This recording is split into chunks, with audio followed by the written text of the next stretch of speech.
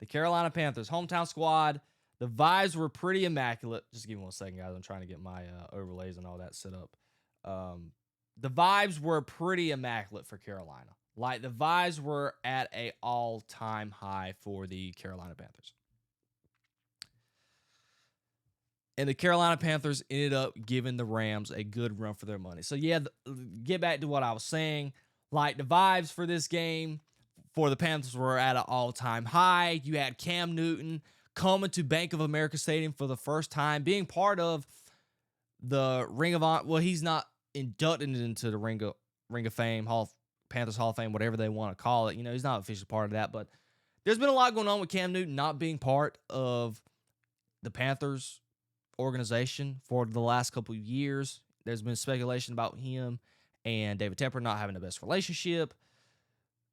So Cam Newton being in the stadium, you know, doing the percussion thing where he's beating the drum before the game, the keep pounding thing before, like, that was phenomenal. And it was pretty much could be a huge adrenaline rush for the Carolina Panthers and the fan base and the players. And it showed. Like, the presence of Cam Newton being in that building really showed on the field.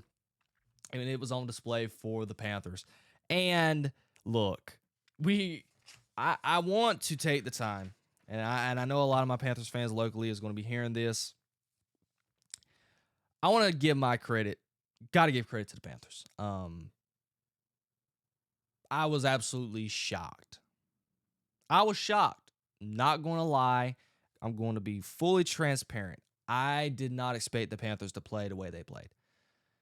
I talked about this with a couple of friends of mine and people around the house, and I said I didn't really like the Panthers' chances because they already beat the Rams, and I thought the Rams would have this mindset where they're like, yeah, this team beat us, so we're not even going to give them the benefit this time of beating us again. So I thought that the Rams were going to be coming out firing on all cylinders, specifically offensively, but got to give credit to the Panthers. Bryce Young played shockingly well. We've talked about the Panthers wanting to pick up his fifth-year option for a multitude of times already this year, and we questioned it. And before the game, it was announced that the Panthers are more than likely, or not even more than likely, pretty much are picking up his fifth-year option. And Bryce Young went out and played some football.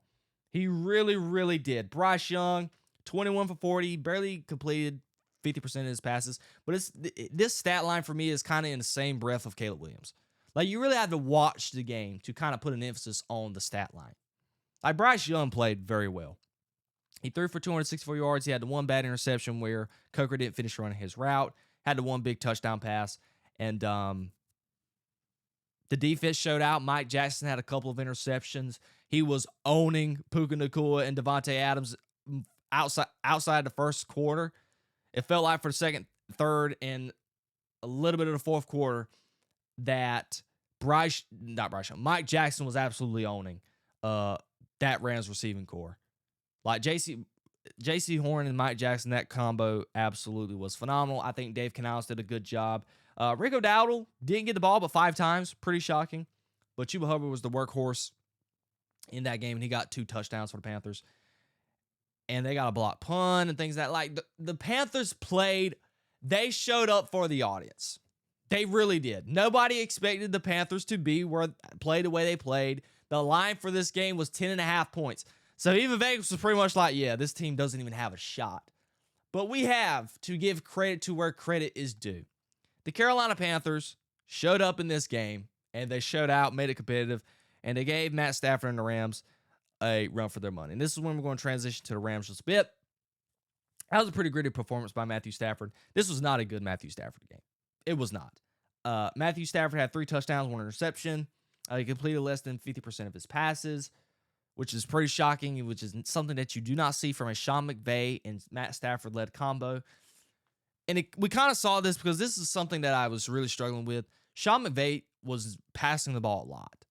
Specifically when they were up, them passing the ball was the main reason why I felt like the Panthers were able to stay in this game, because Mike Jackson and J.C. Horn had the hot hand defensively. and the defensive line of the Panthers were getting to Matthew Stafford. I think at some point in this game, Matthew Stafford had some type of wrist or finger or hand injury. But for some reason, Sean McVay just insisted on continuing to want to throw the football. And Kyren Williams only got 13 carries. They averaged 4.4 yards a carry. Blake Corum, he averaged 4.1 yards a carry. So I didn't understand the game plan there by Sean McVay by not wanting to run the ball more. But the MVP of the league, Matthew Stafford, who I think is going to win MVP over Drake May, he showed his true colors there on the final couple drives of the game. Middle half of the game, between the latter half of the second quarter, third quarter, and early of the fourth quarter, the Rams couldn't do anything right. Matthew Stafford threw a bad interception.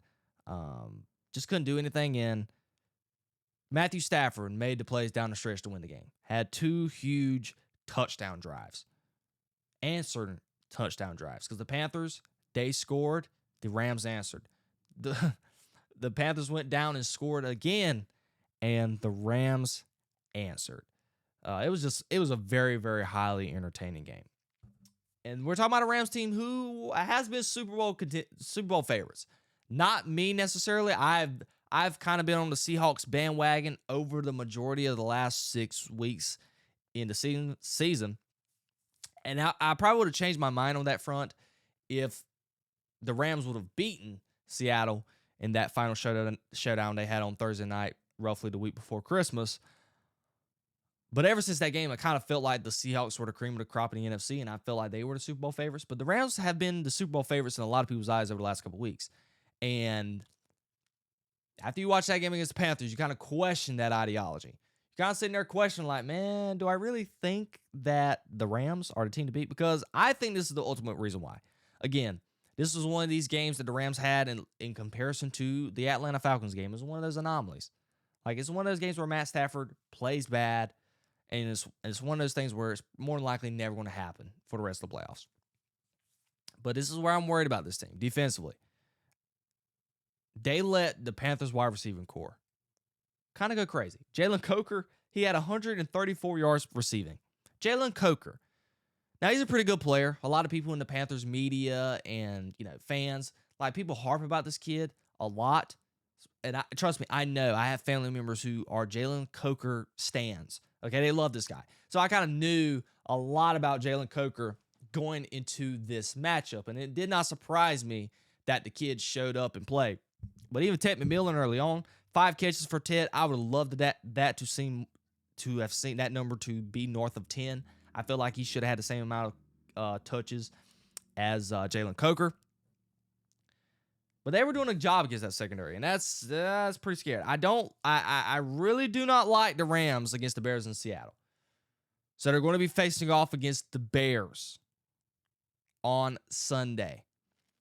That Bears offense, we know how lethal they are. They got weapons. We know how, it might be another situation where Caleb Williams is going to show up in the fourth quarter, come back and beat this team.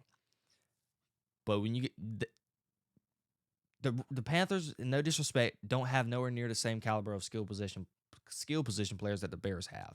So they are definitely outmatched on that end. So I feel like it's going to be a shootout on Sunday.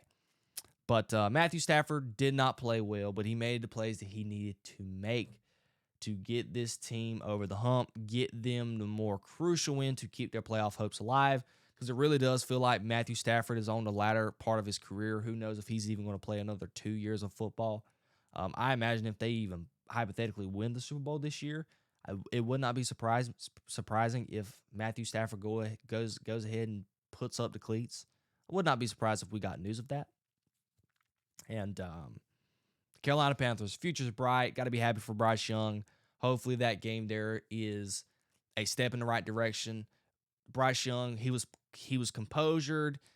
Even when he threw the interception, he didn't let that dictate the way the game was going to go. He played very well. You could tell the moment was not too big for him. It wasn't too big for the team. Maybe that had to do with them being at home, being comfortable. The vibes in Carolina, the stadium was really loud. Maybe that had something to do with it, but you got to be very happy with the type of performance that Bryce Young had. And, the future with Dave Canales going forward, if they can get some free agents, build this roster a little bit, And the way the NFC South has been decimated over the last couple of years, we don't see it getting any better. The Panthers, they have a lot to say. And they have a very, very, very, very bright future ahead of them.